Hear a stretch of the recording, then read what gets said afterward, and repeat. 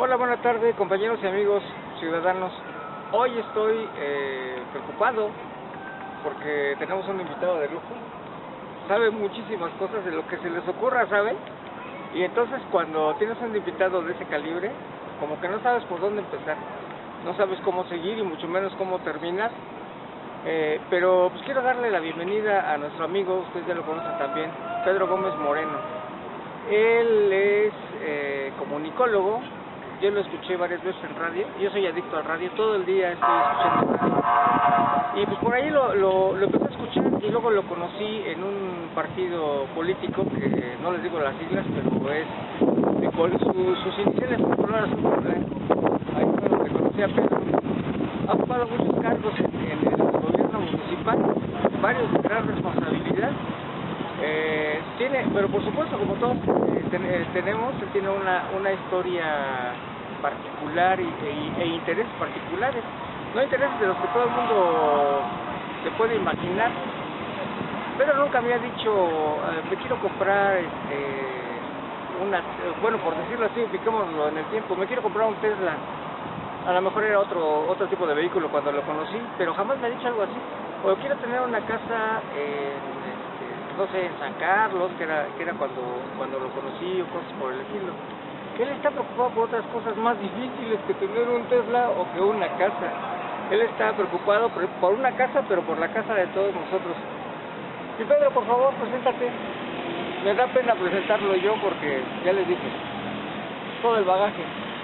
Pues gracias, Enrique, por la invitación. Y también me regalas tu teléfono, ¿no? Porque estoy seguro que mucha gente va a querer llamarte. Sí, claro.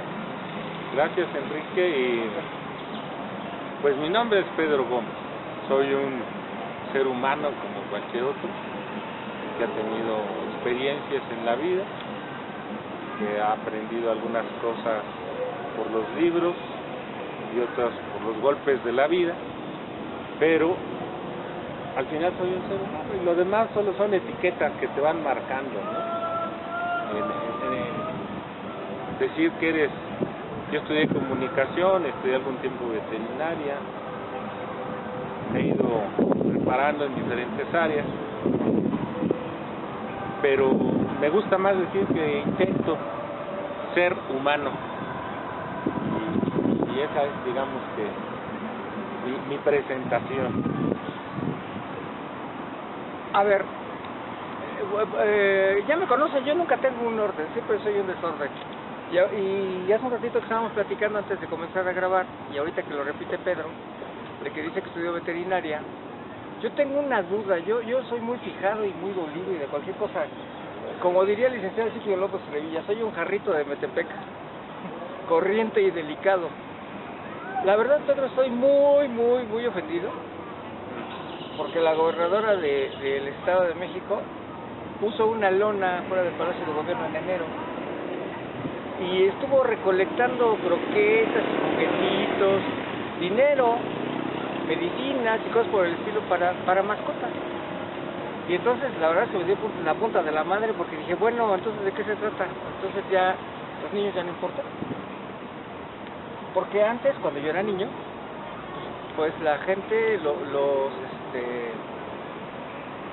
voluntariados y todo el mundo trataba de juntar a lo mejor dinero, a lo mejor un juguetito usado, lo restauraban y lo llevaban a las comunidades necesitadas, o que suena o sonaba antes lo de comunidades necesitadas, así como que a 3.000 kilómetros de aquí, ¿no? Pero resulta que en las ciudades pues, también sucede, y en el lugar que menos se lo imagina, ¿no? Puede llegar a suceder. En nuestra casa ha llegado a pasar. Yo no creo que haya alguien que diga, pues nunca me pasó que en Navidad no tenía trabajo, o no tuve para la cena o algo por el estilo en este país. Entonces, la verdad es que estuve muy ofendido, pero les voy a platicar algo que me dijo Pedro sin su permiso. Dice Pedro que no soportaba la tortura hacia los animales. Yo tuve un compañero en la secundaria, en la preparatoria, también en la secundaria, pero en la preparatoria, que estudió veterinaria, y la primera experiencia para entonces era que tenías que cazar un perro de la calle, que atraparlo con un lazo, etcétera, etcétera. Me explicó todo cómo era un lazo con un tubo, etcétera, etcétera. Y luego te lo llevabas, porque era tu primer espécimen de estudio, te lo llevabas, lo ponías en una mesa, y le ponías un cable en la boca y otro en el ano y lo electrocutabas para poder desarmarlo, destazarlo, o no sé cómo se diga, tú vas a saber el término correcto, y era el primero de varios, y si podías, bueno, de hecho tenías que hacerlo, porque en veterinaria estudian todas las especies, entonces tendrías que buscar, a lo mejor no te podías comprar un caballo, pero buscar donde hubiera el esqueleto de un caballo. En ese tiempo mi amigo se llama, no creo que lo hayas conocido, quién sabe, ahorita me acuerdo del apellido, se llama Noé, pero él cuando le tocó conseguir un caballo, pues no consiguió un caballo, consiguió un burro en el zoológico de Zacango, porque resulta que en el zoológico les daban de comer burros a los leones, en ese tiempo, y así, pues por el estilo, pero dice Pedro que dejó la veterinaria porque no quería maltratar a los animales, y la verdad es que a veces pues los tienes que maltratar. Últimamente he visto que hay muchos perros con tumores, eso no existía, pero dicen los que saben que es debido a las hormonas que traen los alimentos, todos los químicos que usan ahora para producir las croquetas. La cosa es que Pedro dejó el asunto, pero dime Pedro, ¿cómo ves? Nada más soy Jarrito de Huetepec, ¿por qué tanta importancia con los animales? ¿Por qué ponerlos en primer lugar? Tú puedes abortar, bueno, no, tú no, puedes llevar a algún familiar cercano a que aborte a las 12 semanas, pero hay de ti que tengas un perro en la azotea, y hay de ti que le des un palo a un perro, que vayas en la calle y que lo atropelles porque salió de manera imprevista, claro, no te iba a avisar, pero hay de ti que lo atropelles, tienes que pagarle curaciones, y si se salva, ya le dices, no, quién sabe cómo te vaya, insisto. Mira, ¿Qué está pasando? ¿Nos estamos animalizando, Pedro? Cuando estudié yo veterinaria, no hacían esas cosas. Compramos un becerrito en el primer semestre, no me acuerdo si era anatomía topográfica o anatomía sistemática, lo anestesiábamos y procurábamos que a través del anestésico pues muriera. Y ya después preparabas el cadáver, porque en ese cadáver en el primer semestre practicabas todo el año. Luego hay otra anatomía, y en esa anatomía ya tenías que tener el animal, así como tú dices, que se llevaba, no me acuerdo si eran 1 o 2 por semana, de acuerdo a la región anterior o posterior del animal. No se electrocutaban, se anestesiaban. El proceso era tardado, sí, porque sí tenías que ir a obtener tu animalito de algún lugar, de los que andaban en las calles, y ya lo llevabas ahí. En esa época no había las políticas de protección de animales tan exigentes como ahora, y había una proliferación muy grande de animales en las calles, entonces como que de alguna manera el ejercicio del veterinario ayudaba a hacer el control animal dentro de la ciudad, y se estaban reduciendo los niveles de rabia. Entonces, y hubo un día que vi al animal, lo estábamos preparando, iba yo a anestesiarlo y vi sus ojos, y en sus ojos me decía: somos seres vivos, tú eres ser humano, yo soy un canino, los dos merecemos vivir. No sé cómo me pegó tan duro que le quité la ligadura, no lo anestesié, lo bajé, lo saqué para que se fuera, y hablé con el maestro para que me dieran de baja de la carrera. Y le expliqué: no quiero hacerlo porque ya no quiero practicar de esta manera, ¿no? ¿Qué ocurrió después? Por lo que tú estás mencionando de la importancia que se le da hoy más al alimento para los animales que el aborto de un ser vivo, es lamentable. Protegemos a los animales, pero legalizamos el aborto. Queremos que no se maltrate al animal, pero no tomamos conciencia de la vida de otro ser humano que está en formación. No importa cómo lo aleguen, de que no siente, que es parte de otro ser, no importa cómo lo aleguen. Así se desarrollan los seres humanos, adentro de el vientre de su mamá. Y si tú vas a agarrar y abrir a la mamá o a sacar al bebé para decir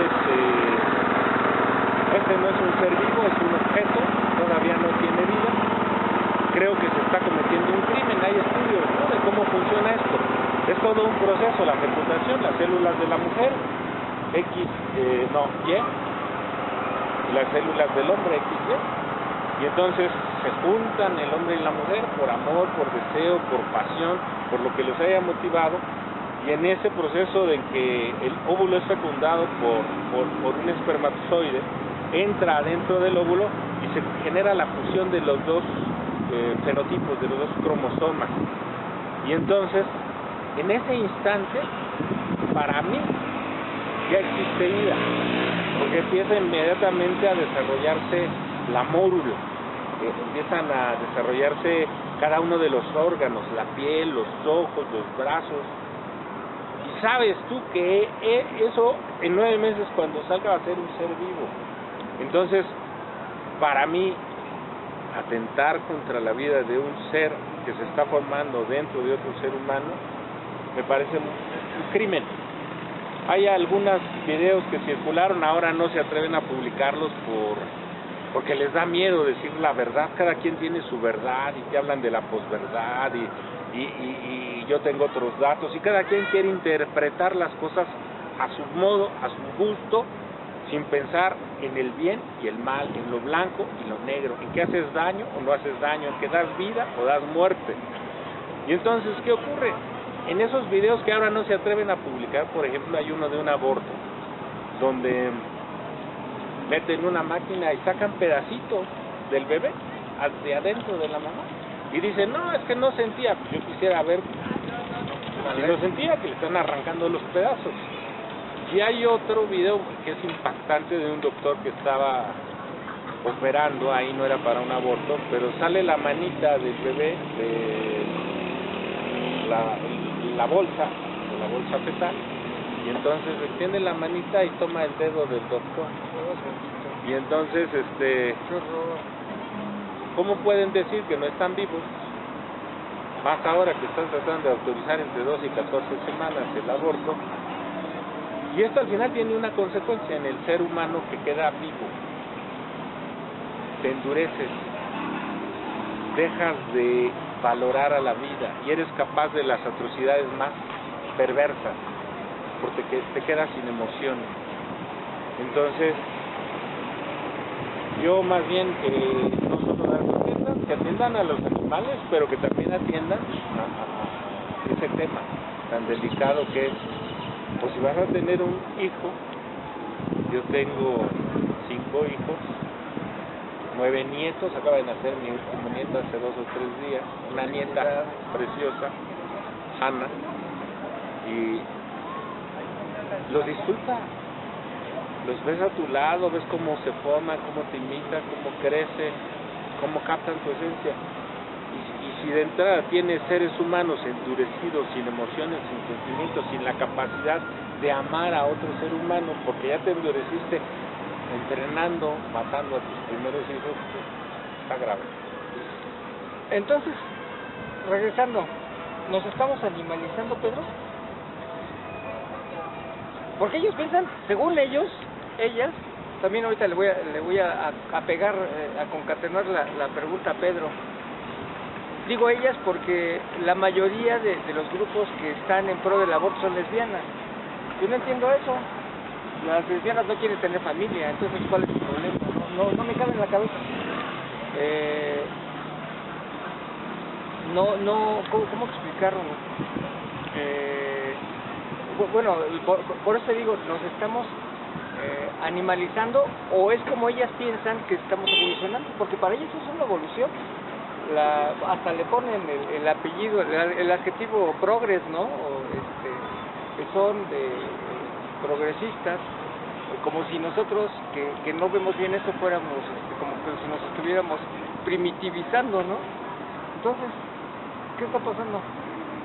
Mira, hay estudios, no es un hecho aislado, hay estudios que esto no viene de ahora, sino de hace 4 o 5 décadas.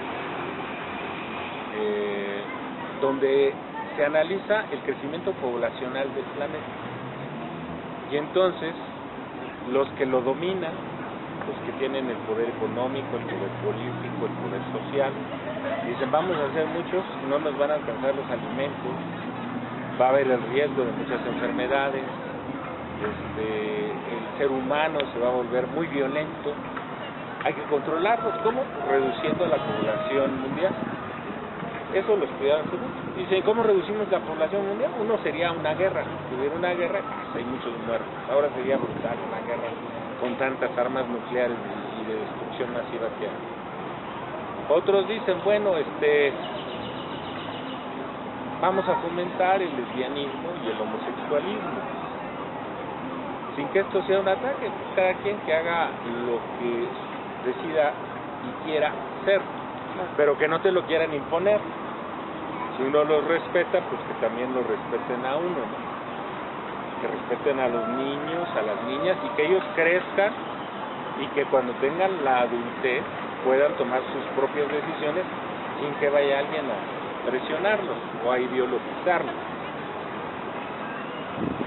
Pero entonces dicen, miren, si están hombres con hombres, pues no hay hijos. Si están mujeres con mujeres, pues no hay hijos. Entonces dicen, se reduce la población mundial. Otra de los estudios que hay, porque estos son estudios, fue que promovieran el aborto. Hay que reducir a la población mundial, hay que legalizar el aborto. Empezaron a las primeras semanas, luego 2 semanas, luego 3, luego 4, la píldora del otro día, pero sigue habiendo embarazos, sigue habiendo nacimientos, pues porque el hombre es hombre y la mujer mujer, y uno tiene hormonas que luego funcionan en conjunto, y cuando hay afinidad, pues quieres estar con la persona que te gusta, y si no hay el cuidado debido, llega a ser un hijo al que tiene uno que amar y cuidar y valorar y darle lo mejor de su vida, ¿no? No decir, ay, ya ocurrió esto, no, sino, qué precioso, yo voy a tener un hijo, y ahora ese hijo lo puedo cuidar, pero con lo que lo que están haciendo es, para eludir la responsabilidad, las 12 o 14 semanas, aborto. Ya hay lugares donde lo han autorizado, y es un ser vivo, formado totalmente. Para mí la vida siempre desde la concepción, pero hay otros que dicen que es hasta las 14 semanas, pero es un ser vivo que sufre, que siente. Todas las teorías que hay de ponerles música a los niños en el vientre de la mamá, o cantarles, o hablarles bonito, que desde el vientre sientan amor, se están perdiendo, ¿no? Y hay una desatención, hay una falta de afecto. Dice en la Biblia, dice que por haberse multiplicado la maldad, el amor de muchos se enfriará.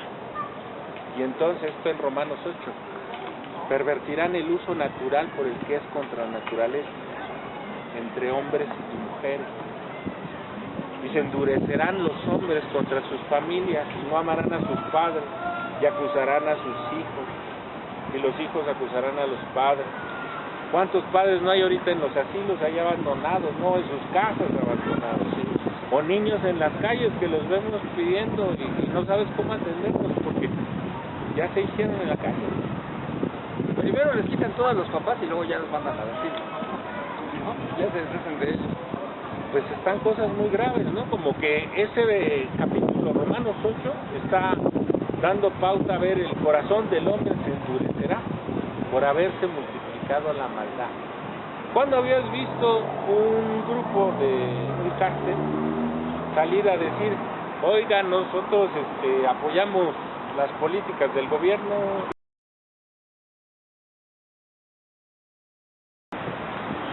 Pedro tiene un proyecto ya de varios años que se llama Soft Loop. Proyecto Just Loop. Ha estado trabajando mucho en eso. Él es ambientalista, como dije desde el inicio, pero de esos ambientalistas de 24 horas. Regálanos su teléfono antes de que se nos olvide. ¿Cuál es su número? 722-433-3830. Entonces yo te quiero preguntar, ¿es suficiente con ir a sembrar árboles? Es una parte importante si lo siembras en el lugar adecuado. Ajá. Ajá. no como una moda política. Sí. Si te dicen, este fin de semana vamos a ir a sembrar árboles, me dijeron a mí.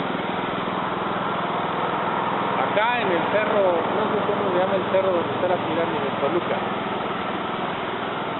¿De Posteca? No. Sí. ¿Sí?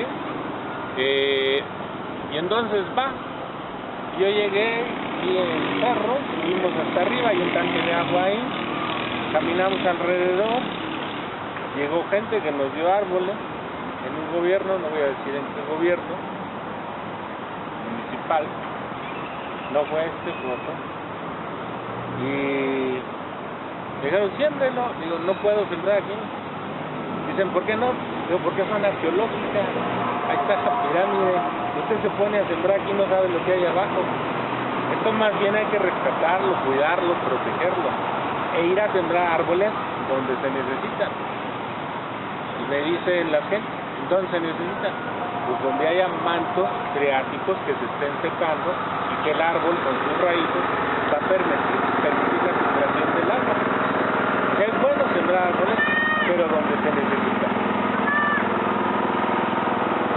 Le platicaba a Pedro también, ahora lo comparto con ustedes, que cuando era, yo tengo 58 años, pero cuando era niño, a mi papá le gustaba mucho ir de día de campo, y tuve la oportunidad de ir al Nevado, en plena nevada, valga la redundancia, y cuando uno se iba acercando y se bajaba del carro, llegaba el olor a pino, así muy rico, a naturaleza, a verde, a fresco. Y ahora pues he tenido la oportunidad de ir poco ya, pero tratando de ayudar a jornadas de reforestación, pocas veces insisto con el ingeniero Mendieta de Tlaloc, de Tlaloc, y llega uno y el nevado ya es como si fuera un baldío, ya no huele a nada, todo está seco, los pocos árboles que están pues ya tienen unas pocas hojas nada más, pero ellos dicen que tienen que cortar los árboles porque están llenos de plagas, ¿verdad? Sí. Y entonces, ¿cuál es el remedio? Pues tienen que sacar los árboles plagados y ver en dónde se puede reforestar, porque decir que están plagados, no poder recargar estas zonas forestales y poner un remedio, no va a solucionar el problema del desabasto de agua en el futuro. Tienen más de 20 o 30 años diciendo, o más, que las guerras del futuro van a ser por el control del agua. En el sexenio que terminó, hablaban de huachicoleo de gasolina, y hubo un presidente que nos tuvo formados horas y horas y horas afuera de las gasolineras, y bueno, no se solucionó nada, y se encareció más. Y ahora nos hablan del huachicoleo de agua, o sea, ya ahora te vuelan el agua y se la llegan a surtir a tu tinaco o a tu aljibe para solucionar el problema.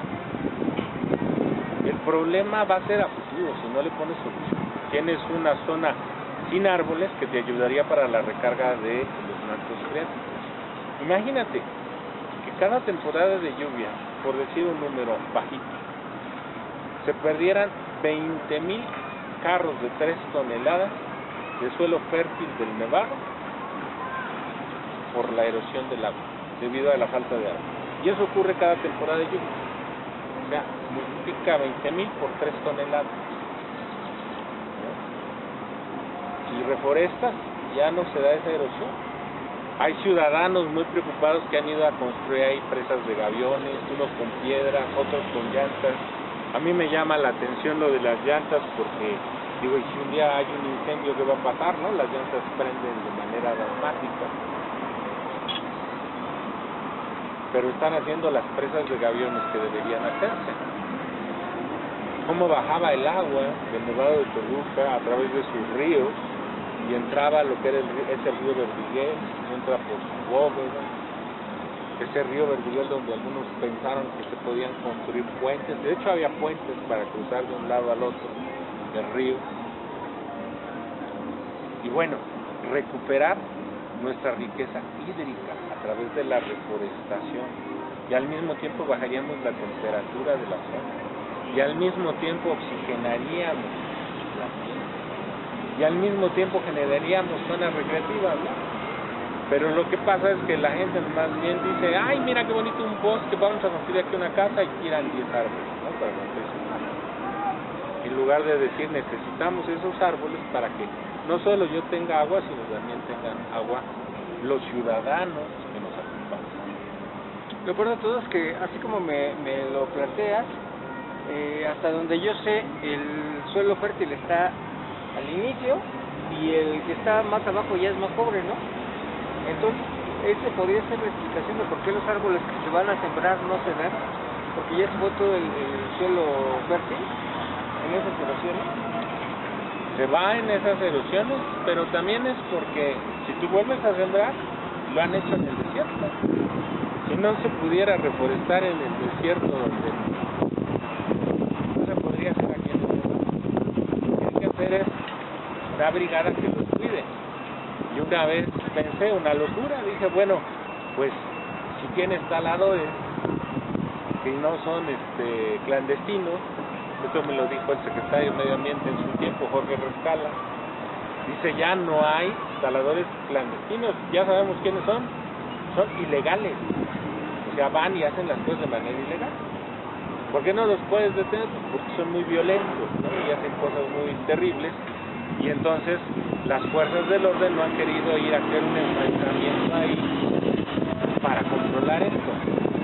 Eso como una mafia que le ofrecen a los comisariados ejidales, construye tu casa, pues te voy a talar tantas cosas, y tú me dejas ahí, yo te construyo. Y el comisario si dice no, dice bueno, entonces te quito lo que tienes y además talo. Y a lo mejor te mato, ¿no? Sí, a lo mejor te mato. Y el narco está metido en todo. Entonces, la autoridad lo que debería de hacer es, bueno, si hay soldados que andan por todos lados, pues que nos ayuden en eso, saquen. Creo que ahora este gobierno lo está haciendo, este gobierno estatal está metiéndole más cuidado al tema ambiental, forestal, hídrico, lo cual yo celebro, que bueno que Delfina Gómez esté haciendo este tipo de cosas. Hay un plan para recuperar el río Lerma, pero les falta lo básico.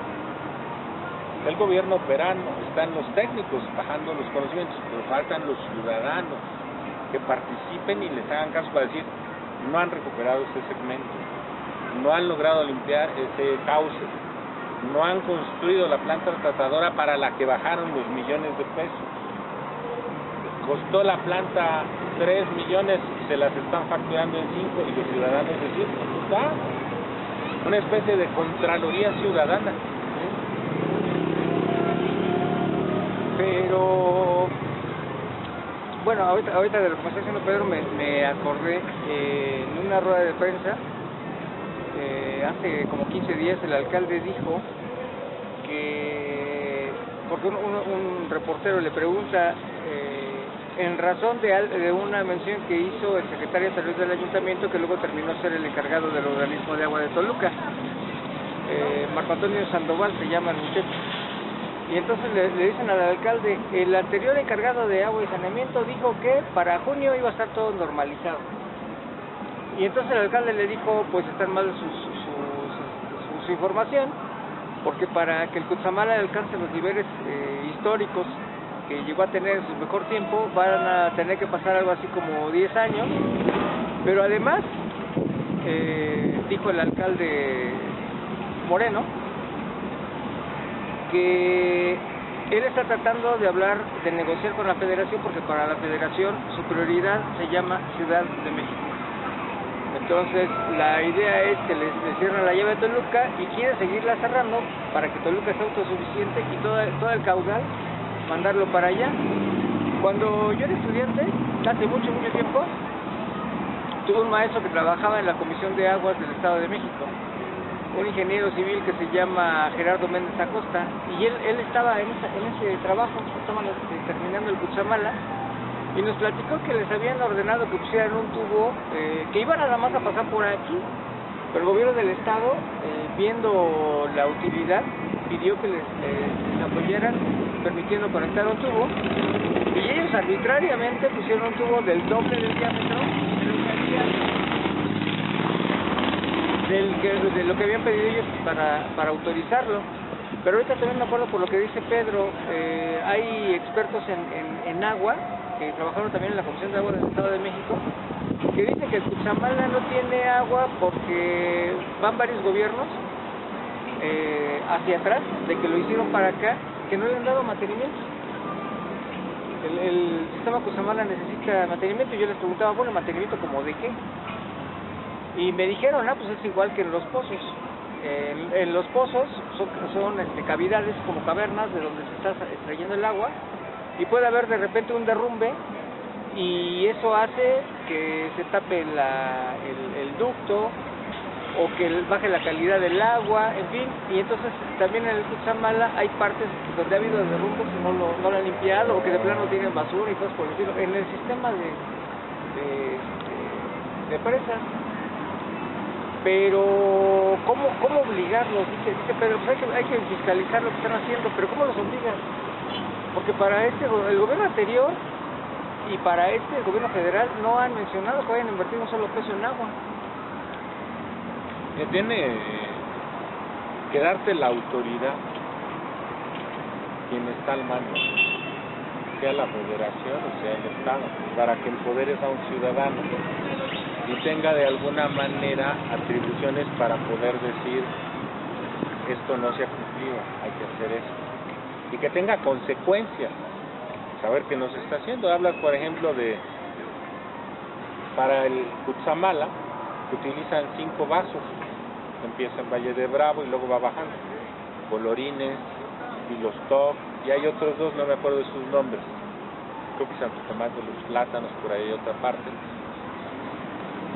Por ejemplo, tenían una persona encargada de ir a hacer el desasolve para el lirio, pero esta persona se esperaba, iba, desasolvaba el 80%, dejaba el 20% de lirio y se iba, desasolvaba otro igual, 80%. ¿Eso qué significaba? Que el lirio iba a volver a crecer, y él iba a tener trabajo permanente, pero se iba bajando el nivel de abasto de agua que está llegando a Cutzamala.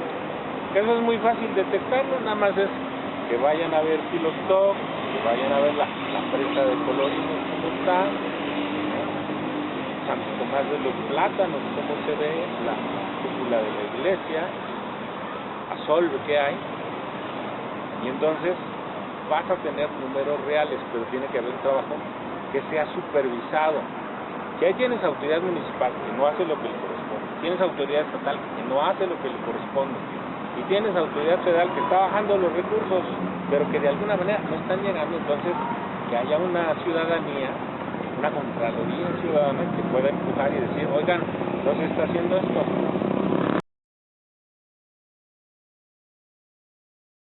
Una contraloría ciudadana que pueda dar parte a una fiscalía, ya fuera estatal o federal, y que no fuera nada más así como, nomás para taparle el ojo al macho, ¿no? Que llegan y denuncian, pero no hacen nada, ya te empujé hasta allá. Y entonces no hay solución al problema. Y entonces vas despertando a la ciudadanía, que en este momento parece que no se mueve, como que está esperando hasta tener el agua hasta arriba de la cabeza para decir, este gobierno no nos sirvió, esta autoridad no nos sirvió, esto no nos sirvió, y entonces va a ocurrir algo que va a ser un despertar de la población, y algo que se pudo haber evitado con orden, con control, con buenas leyes, con la participación de los 3 sectores, público, privado y social. No lo estamos haciendo, entonces va a haber un estallido, lamentablemente, que logre imponer el orden. Y esto no se me ocurre a mí nada más así. Hay estudios que se han venido haciendo desde muchos años atrás. Hay una película que pocos han visto que se llama Las Fuerzas Vivas, de Luis Alcoriza, que te narra cómo ocurre esto en un pueblo allá en los años 70 y cómo estaban hartos del grupo que estaba en el poder imponiéndose y abusando de la gente, de los ciudadanos. Y hay muchas películas nuevas que sirvieron para que el PRD y Morena se empoderaran, ¿no? El presidente y no sé qué otras películas muy buenas que te hablan de esa problemática. Necesitamos llegar a un punto en donde la ciudadanía pueda exigir y pueda intervenir de manera tal que obligue a la autoridad que ellos como ciudadanos escogieron a que cumplan el beneficio de todos. Pero si uno los escoge, vota por ellos y luego ya empoderados dicen, ya soy autoridad y hago lo que se me pegue la gana, pues de nada sirve el proceso electoral. Es más, lo manipulan. Eso te lo quiero preguntar un cachito más tarde, pero antes de que se me olvide, a ver, ¿qué significa George Loom? Yo busqué y dice que George es tierra y En Loom... danés, George significa tierra. ¿En qué, perdón? Danés. En danés. Y que Loom es un organismo que es parte de la FAO. ¿No? Lum es una palabra maya. Lu es apóstrofe Sí. Lum. ¿Qué significa? Tierra. Entonces el programa que nosotros llevamos tanto en la asociación civil como en el radio, como en todo lo que hacemos a nombre de Proyecto Yorlum, es Proyecto Tierra a Tierra. Esa es su traducción. Pero entonces son dos idiomas así como que para hermanar, digamos, como que es nuestra obligación cuidar el planeta, ¿no? De donde En quiera que todos estemos. lados, en todo el mundo, en todo lugar, sin distinción de colores, de razas, de nacionalidades. George Loom ha estado en España, en la Cumbre Mundial del Medio Ambiente, ha estado en México, en varios países de Sudamérica nos han escuchado en los programas, en Estados Unidos. Entonces, la idea es, la tierra es de todo, nadie es dueño de un pedacito nada más así, que puedas tú echar a perder, contaminar, ennugrecer, llenar de desamor, sino que la tierra es un espacio donde Dios nos ha permitido vivir en nuestra casa y tu obligación es cuidarla. A ver, hace un rato decía Pedro que el mundo lo controlan a las personas a las que en teoría se les paga por dirigir el gobierno y los que tienen los grandes capitales que se supone que son los que mueven los hilos, ¿no? Que tienen con qué moverlos. Yo hace unos años recuerdo que escuchaba a Trump antes de que fuera presidente por primera vez de los Estados Unidos, que se quejaba y decía que Estados Unidos estaba mal porque le habían tomado el pelo y se había metido a cuidar el medio ambiente y que eso no era negocio y que era una mentira y que a fin de cuentas el planeta no se estaba degradando. Y pues bueno, lo dejaron pasar y recuerdo también, ustedes también estoy de acuerdo que lo observaron, lo que sucedió en China a raíz de que empezó a progresar. En China lo que sucedió es que no de pronto se volvieron millonarios porque tuvieran grandes científicos ni nada parecido, sino que los capitalistas de Estados Unidos vieron la posibilidad de plantarse allá y entonces fueron a poner sus máquinas viejas y empezaron a vender allá sus coches contaminantes, bueno, sus troqueles tenían para carrocerías y para motores y demás, y fueron a vender allá su tecnología vieja. Y de pronto los chinos empezaron a maravillarse porque ya tenían autos y el gobierno americano también les tomó el pelo y les dijo, mira, ya trabajas en una planta de autos, pero también te voy a vender un coche y pues no tienes dinero, no te preocupes, te lo fío. Y empezó así a desarrollarse, según esto, el mercado en China y se empezaron a hacer ricos. En realidad es capital norteamericano, todo es una mentira, como dice Pedro. Pero el gobierno chino les dijo, te voy a permitir que pongas aquí tus fábricas a todo el mundo que quería, con una sola condición. Aquí yo te estoy entregando el lugar donde vas a poner tu fábrica, pero quiero a cambio que me des tu patente. Y tú me das tu patente, después de 5 años yo voy a poder producir sobre esta patente y pues tú puedes seguir aquí haciendo lo que quieras. Y entonces los norteamericanos, sus ambiciosos, dicen, ay caray, 1.250 millones de mercado, ¿no? De clientes. Y dejaron que corriera así. Y al paso de unos años, pues ya había obesidad, porque metieron sus McDonald's y ya empezaron a vender sus alimentos hidrogenados y había humo y ya empezó a haber problemas de respiración, etcétera, etcétera. Todo en raíz de progreso, y ahora estamos igual. ¿Cuál es tu opinión, Pedro, de que dice Trump que no progresan porque sus fábricas están paradas y él de plano dejó todos los acuerdos que tenía con organismos ambientalistas y dice, a mí me vale madre, de plano, yo produzco y el mundo que ruede, ¿no? A fin de cuentas, pues, decir que para lo que le queda de vida. ¿Cuál es tu opinión, Pedro? Toda acción tiene una reacción. Entonces, en la geopolítica mundial, tienes países que son líderes, Estados Unidos, Rusia, China, poderosos económicamente, socialmente, en lo político. Tienes otros países que son poderosos tecnológicamente, no tan grandes, Taiwán, Corea del Sur. Tienes bloques como el europeo con más de, parece que 30 naciones, que juntos tienen una capacidad de producción y económica muy parecida a la de Estados Unidos. El bloque de Estados Unidos, Canadá y México era un bloque muy importante económicamente, hecho para poder generar contrapesos a estas organizaciones que se estaban armando. Y lo que estamos viendo es que un empresario que ahora es presidente quiere cuidar sus negocios. Y para cuidar sus negocios necesita que el poder se concentre en su nación. Y para ello hace los movimientos necesarios, aliados, porque si no se va a echar enemigos. Entonces le habla a sus cuates y le dice, vente conmigo. Tú cuida allá arribita de China, yo cuido de este lado, arriba de todos los países sudamericanos. Pero China está muy fuerte abajo de él, entonces diga, China, tú quédate ahí, cuida los que están del lado de India, Taiwán, Corea del Sur. Entonces vas viendo cómo sin querer, queriendo, se van armando bloques y en el futuro se va a ver su influencia a nivel mundial. El problema que yo veo es que no tienen objetivos que marquemos como humanos. Si tú ves, Rusia atacó a Ucrania. No había razón. A lo mejor porque hay muchos granos. Ucrania, además de sus tierras raras, que sirven para la producción. Y no se quiere salir de ahí. Y él dice, quiero esta parte de Ucrania. Estados Unidos ahora llega y dice a Canadá, oye, vente, vas a ser un estado de la nación, ¿no?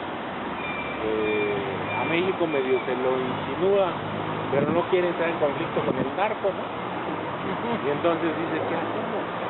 Pues los vas viendo cómo se van empoderando, y el ministro o presidente chino igual hace sus movimientos para mantener su cuota de poder en lo económico, en lo político y en lo social.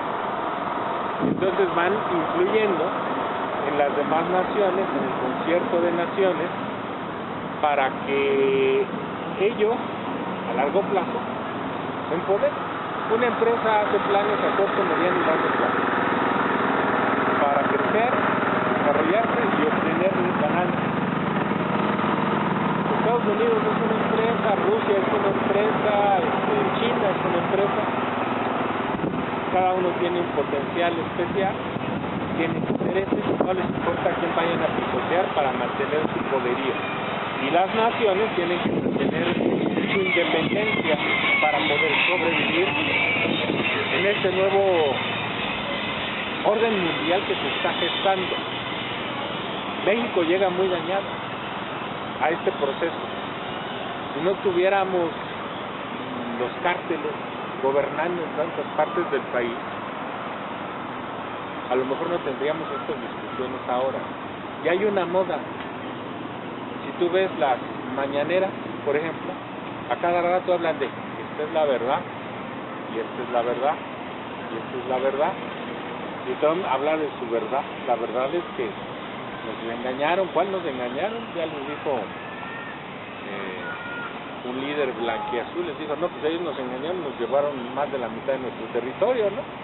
Pues ¿quién está engañando a quién? Son cosas que ya pasaron. Pero ¿qué tenemos que hacer? Que ellos están empujando para apoderarse del mayor número. México lo necesitan en paz y en orden, y más allá de la verdad que tengan los líderes, la verdad, imagínate, para tratar de entender este concepto, dice en la Biblia, y conocerás la verdad, y la verdad os hará libre. Y luego dice Jesús, yo soy el camino, la verdad y la vida.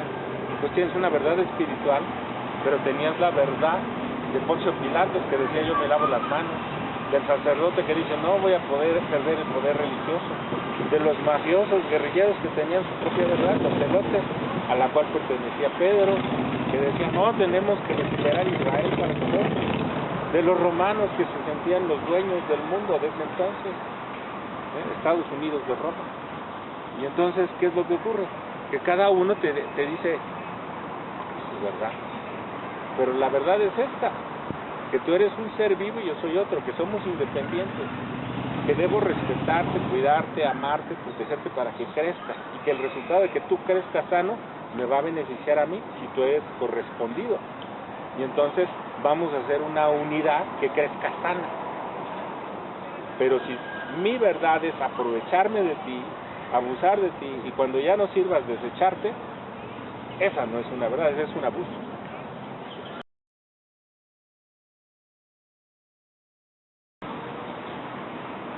¿Qué es la posverdad? Entonces en marco, porque ya me dijiste cada quien tiene su verdad, etcétera, etcétera. Pero yo hace unos como 6 meses, 8 meses, dije, bueno, ya todo el mundo habla de posverdad, voy a buscar. Pero resulta que cada quien también tiene su concepto de posverdad. ¿Qué es la posverdad para ti, Pedro? Eso que acabas de decir, la interpretación personal de cada uno. Y entonces quieren decir que su verdad es la verdad que ellos quieren.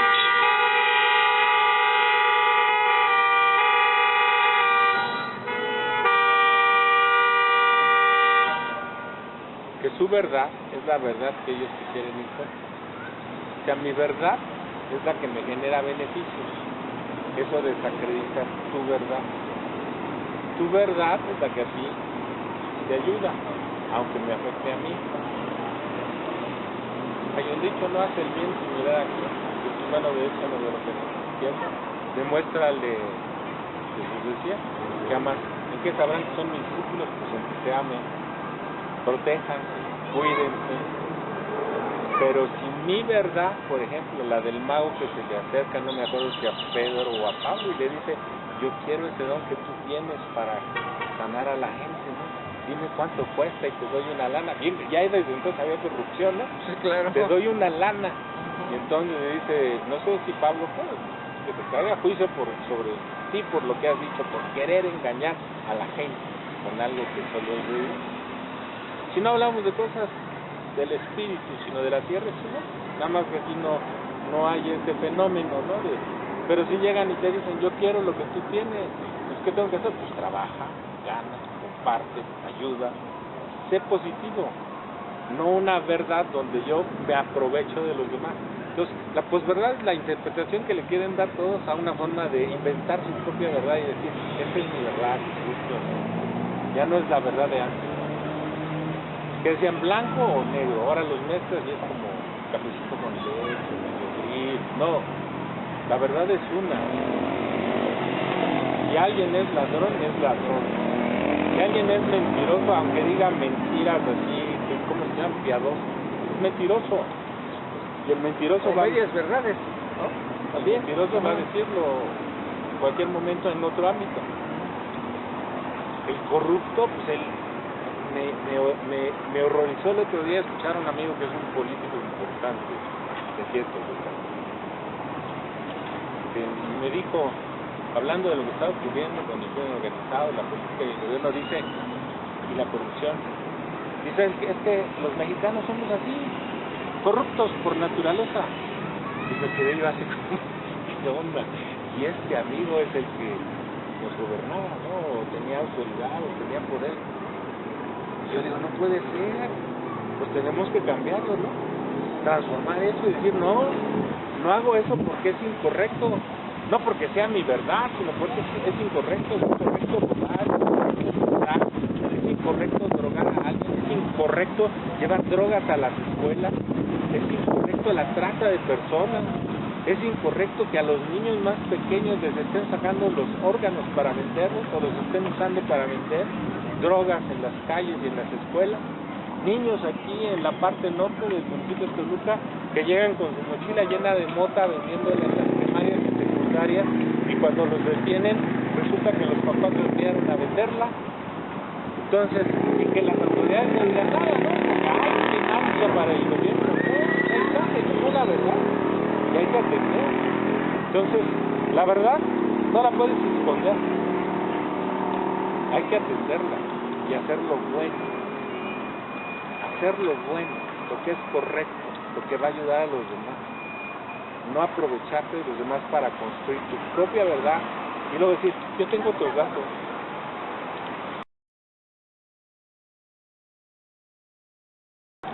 Tuve la fortuna de tener un maestro en la preparatoria, a lo mejor tú lo conociste. Aprendí muchas cosas de él. De hecho, ni siquiera era su alumno, pero cuando supe que había un cura dando clases en la universidad me horroricé. Dije, bueno, ¿cómo que un cura? Pues, ¿de qué quedamos, no? ¿Dónde quedó la educación laica, y etcétera, etcétera? Y entonces me empecé a meter con él. Y luego me llevé 2 clases con él, que era filosofía de la ciencia y filosofía de la cultura, con el padre Marchetti, Domenico Marchetti. Y había cosas que yo no entendía. A mí me costaba mucho, toda mi vida me ha costado mucho trabajo entender qué es lo que está bien y qué es lo que está mal, porque tienes que contemporizar entre lo que para uno es bueno y para el otro es malo. Y entonces recuerdo que en una clase el padre Marchetti nos dijo así, sin pensarlo, y dije, wow, qué manera de discernir las cosas. Y decía que cuando, regresando a lo que dice Pedro, él es así cristiano de tiempo completo, y siempre tiene una parte con que aclarar cuando tenemos alguna duda, ¿no? O con que fortalecer su palabra. Y nos decía el padre Marchetti que alguien le había preguntado a Jesucristo, porque se supone que Jesucristo es la nueva promesa, es el nuevo pacto. Antes, para pedir perdón había que sacrificar animales, hacer rituales, cosas por el estilo, pero a partir de que viene Jesús se cambia todo, él es el nuevo pacto.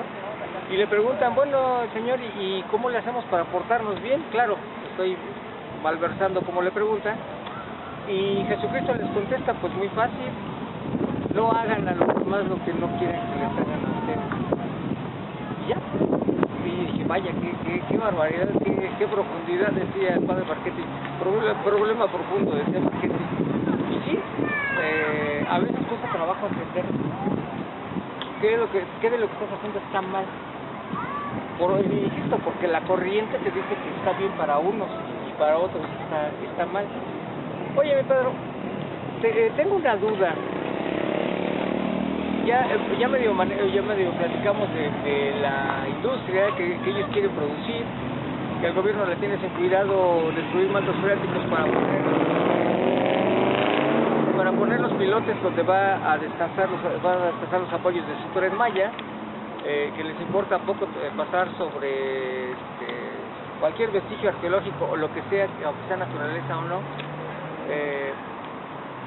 Y entonces yo me preguntaba hace unos años, porque leía algunas cosas de Rockefeller, un millonario, ahora ya no le dicen millonario, no sé cómo se les diga, porque luego dicen billonario, trillonario, no sé cuánto, que para él y para varios de ese tipo lo que importa es el dinero. Y entonces yo me preguntaba, bueno, ¿y si ellos contaminan y si los chinos llenan de humo por allá, en un mundo cerrado, donde no significa que porque allá contaminen aquí no va a llegar algún tipo de gas venenoso? Y yo me preguntaba, y ahorita que está Pedro aquí le quiero preguntar, entonces, ¿de qué sirve que yo ande en bicicleta? ¿De qué sirve que yo camine? ¿De qué sirve que no prenda fogatas? ¿De qué sirve que no use aerosoles contaminantes? ¿Para qué? Dice Pedro, es que nosotros contaminamos el 1%, ¿no?, en la industria, pero nosotros los ciudadanos comunes y corrientes, ¿ayudamos en algo?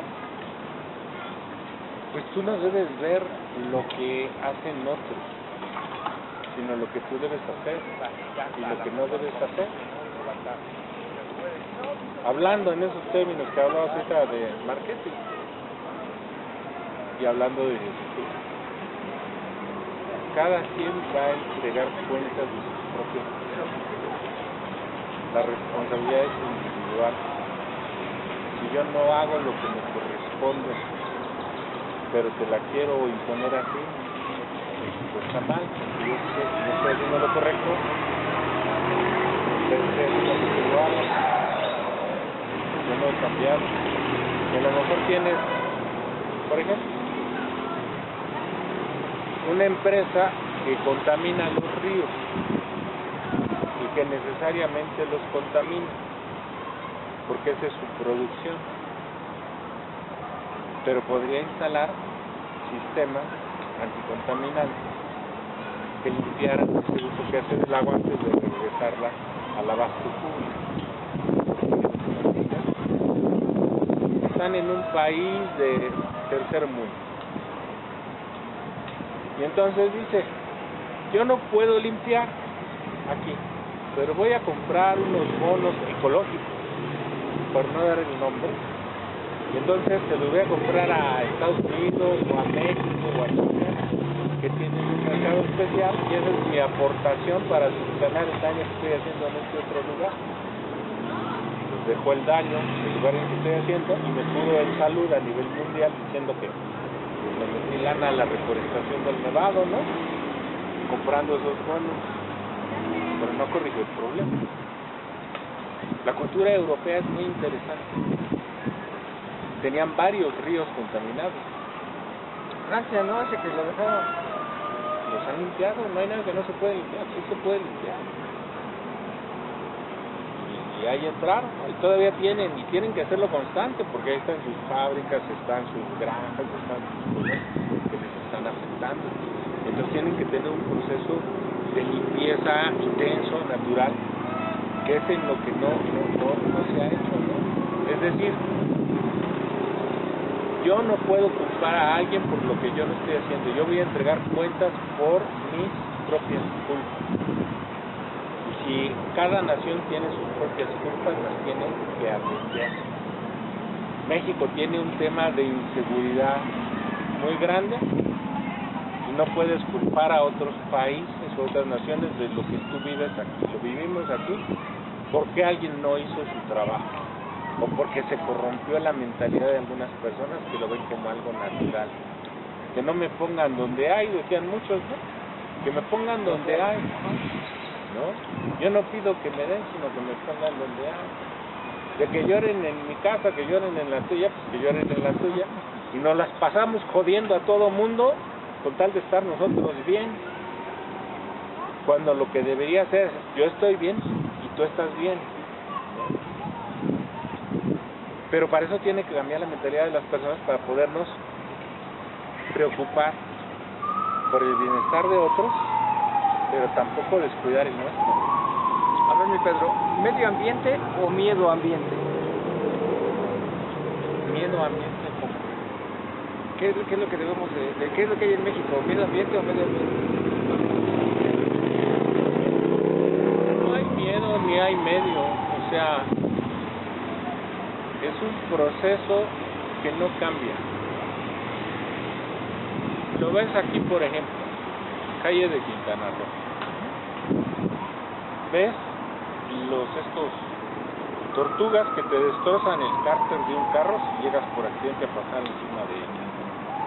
Pero además te hacen más lento el tráfico vehicular y eso te aumenta la combustión de dióxido de carbono. Podrían ser unas tortugas más moderadas, que pudiera mantenerse el tráfico, no hubiera atorones. Que el señor que vino a pararse hace un rato ahí, que hizo una cola como de 20 carros, que estaban generando combustión, pues no lo hicieran. Es decir, tenemos que tener reglas cívicas que generen un orden en nuestra vida diaria. La famosa materia de civismo que llevamos, que ya no existe. Desde dónde cruzar la calle, cómo cruzar la calle, por qué ayudar al anciano, por qué ayudar a los niños, cómo protegerlos, cómo cuidarlos, la violencia, a aquí en esta Alameda, ¿cuántos no salíamos de la secundaria 4 a agarrarnos de guamazos aquí en la escuela? Y entonces llegaban los maestros y decían, espérense, eso no es lo correcto. Ahora no, ahora te van y les aplauden, ¿no? Creo, para que te peguen más duro. Y antes no, antes había un diálogo para fomentar el respeto, el amor al prójimo, al ser humano. Entonces, no le tengo miedo, no es miedo ambiente ni medio ambiente. Es una responsabilidad que no hemos tomado en los 3 sectores, público, privado y social. Y para mí la solución, y lo dije en la cumbre de medio ambiente de Madrid, me entrevistaron gente, es un grupo, un focus group de la Universidad de Manchester. Estábamos de diferentes países ahí, alemanes, suizos, orientales. Y me preguntaron cuál es el problema, por qué no son funcionales las propuestas de la ONU en sus naciones, qué está ocurriendo.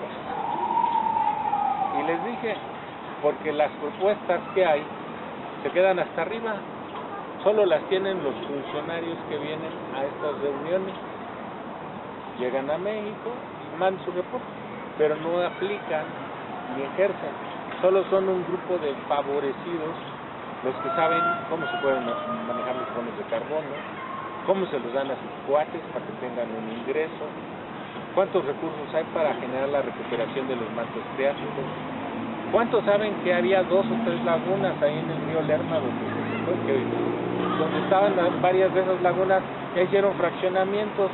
Entonces, ¿cómo vas a recargar esas zonas que ya se fueron a vivir ahí? Y es una zona clasificada en desarrollo urbano, me imagino que a nivel estatal, de alto desarrollo.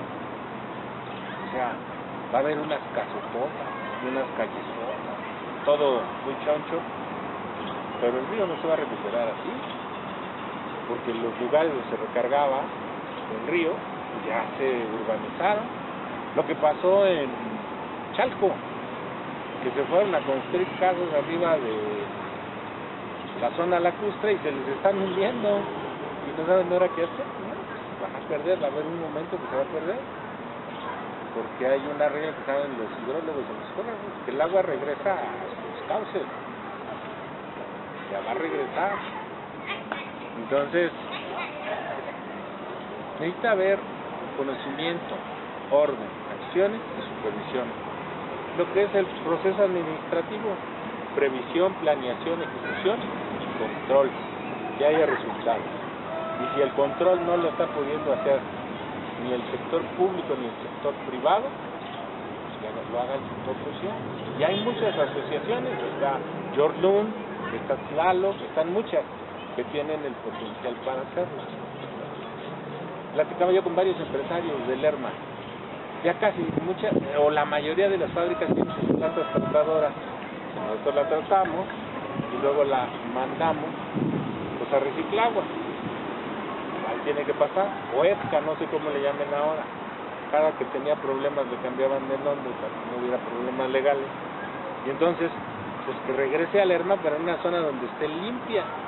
No que si tú vas ahí te paras donde está la planta, es una peste, el agua es negra, aceitosa, uno se mueve, si alguien se cae ahí no hay nadie que pueda sobrevivir a eso. Y los empresarios me decían, nosotros tratamos el agua, pero luego se vaya y vuelve a ensuciar. Y es más, nos siguen cobrando la cuota, aunque ya tengamos nuestra propia planta.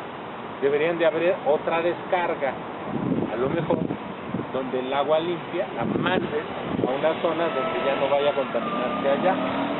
Y luego tienes esta presa Arzate. Esa presa Arzate, te platicaba de veterinaria, esa presa Arzate nos íbamos en los 70, los chavos, y andábamos ahí en tu lanchita. Y veías a los pescadores sacando un animalito que se llama Daphnia o chapatí, que lo daban a las que generaban alimentos para animales, que hacían como un nutriente. Por ahí lodo, moscos, y hasta las fábricas o tallercitos donde procesan el cable robado de las ciudades. Hay una contaminación muy grave. Entonces, no es miedo ambiente, falta aplicar una contraloría, social, vuelvo al...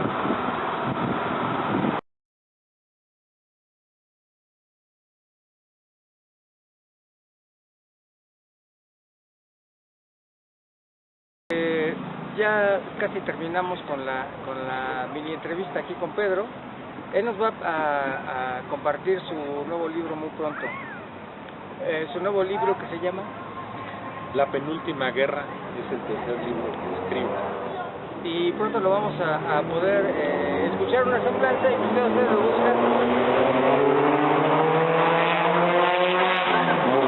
Está muy fácil de encontrarlo, en Amazon lo buscan y le dan una repasada. Oye Pedro, de todo lo que platicamos ahorita, yo quisiera preguntarte otras cosas más mundanas.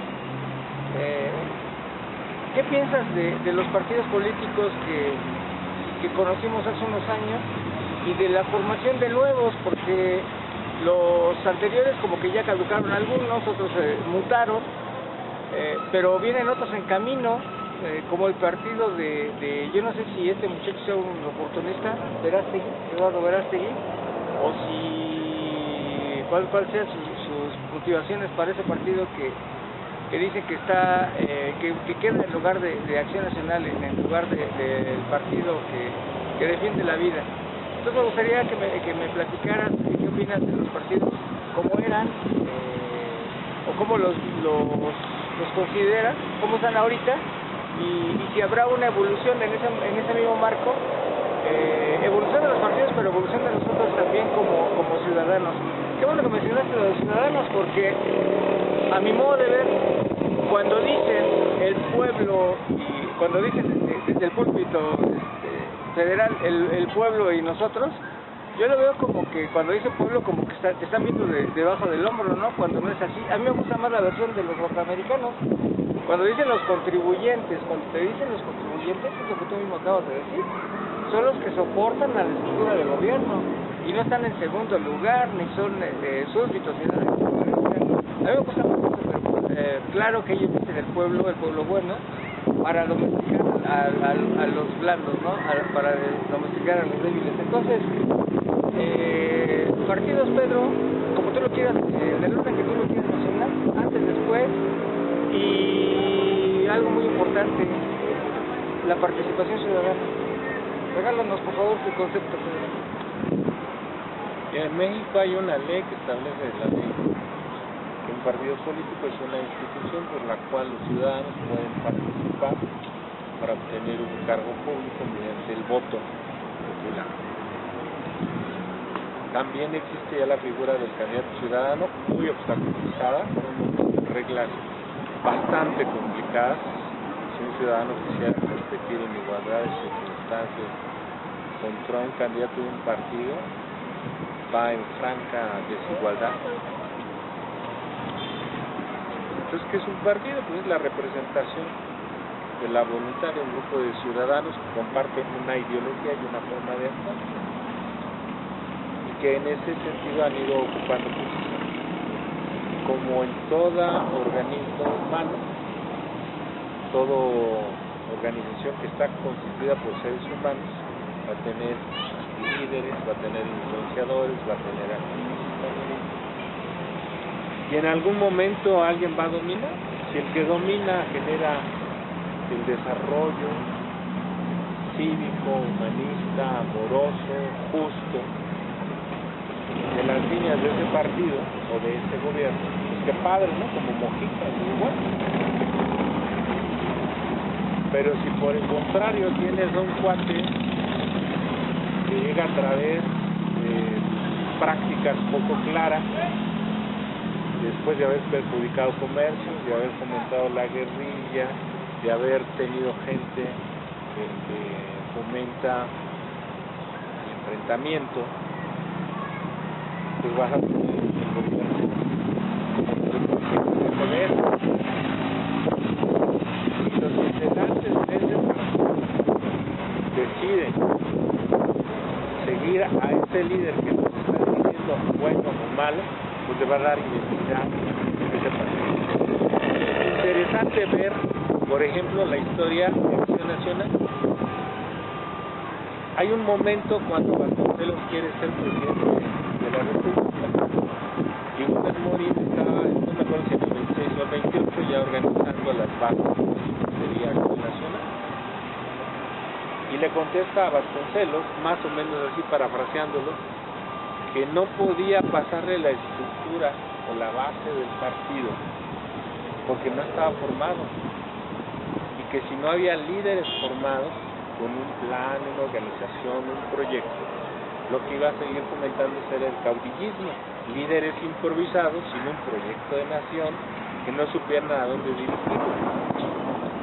Y los principios y estatutos y estudios de ese partido de Acción Nacional, al que yo pertenecía hasta 2011,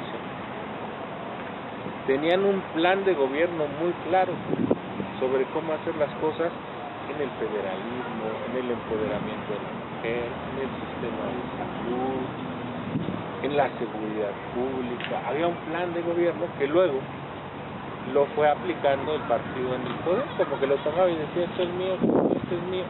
Y luego se dan varios expresiones de otros partidos, ¿no?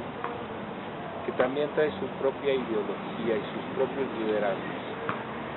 Entonces, en los partidos hay gente buena, firme, honesta, decidida a hacer las cosas bien, independientemente de los colores, y hay otros que no.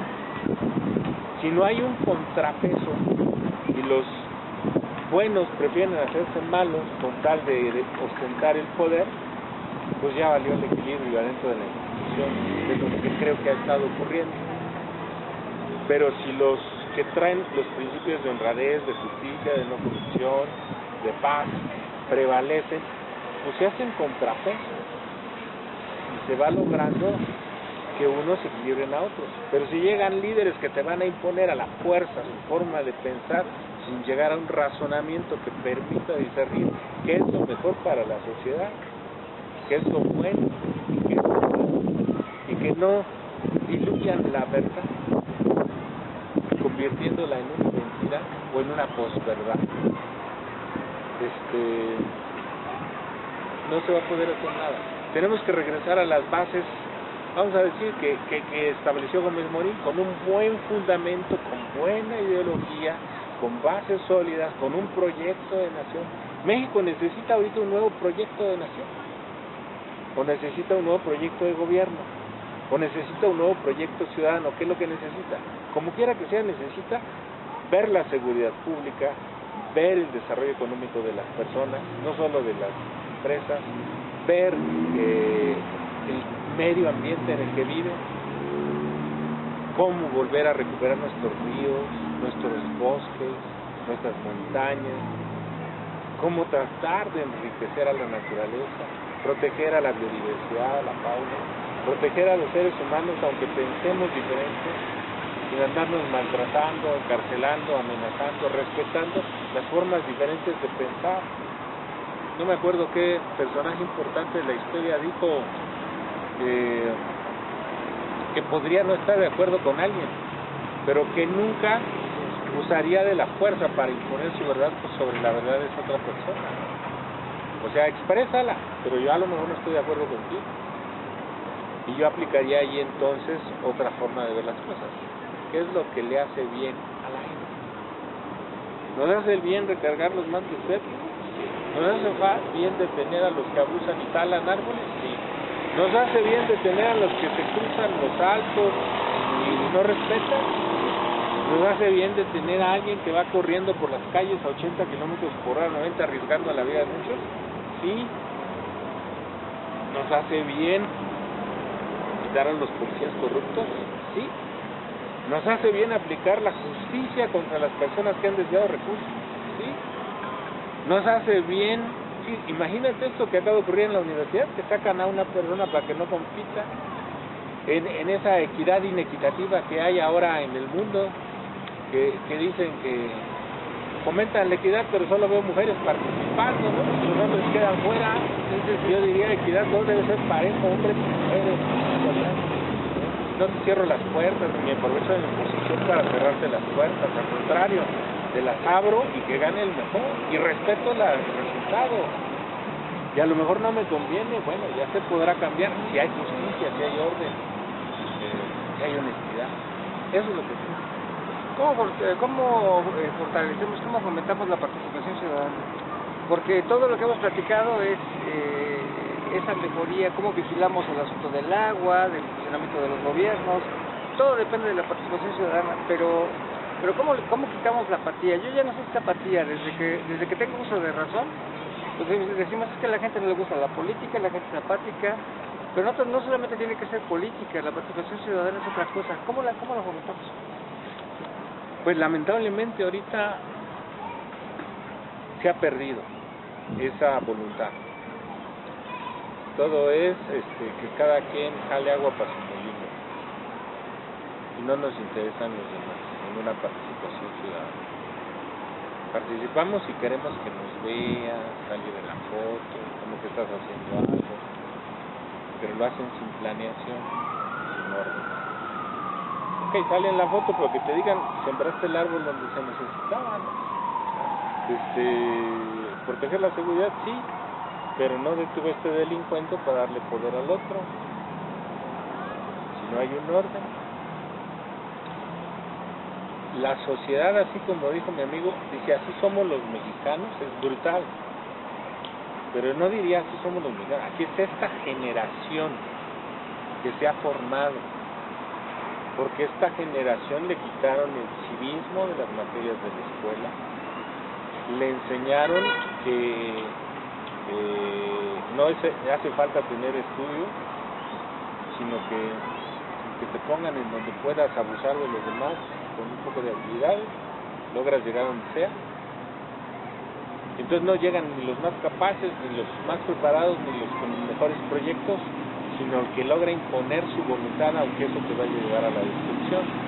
Tenemos que formar a nuestros niños, empezar a promover esa participación desde los primeros años, como lo hacen en países orientales, por ejemplo, o en Dinamarca.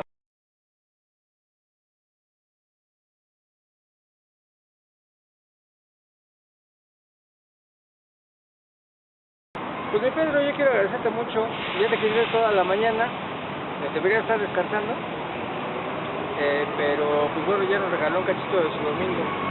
¿Otra vez su teléfono?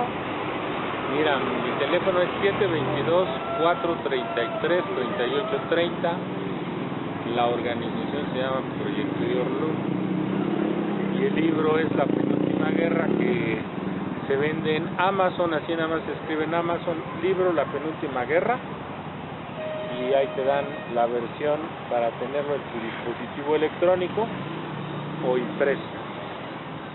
El electrónico es inmediato, casi inmediatamente se lo bajan, y el impreso tarda una semana en que llegue a domicilio ejemplar.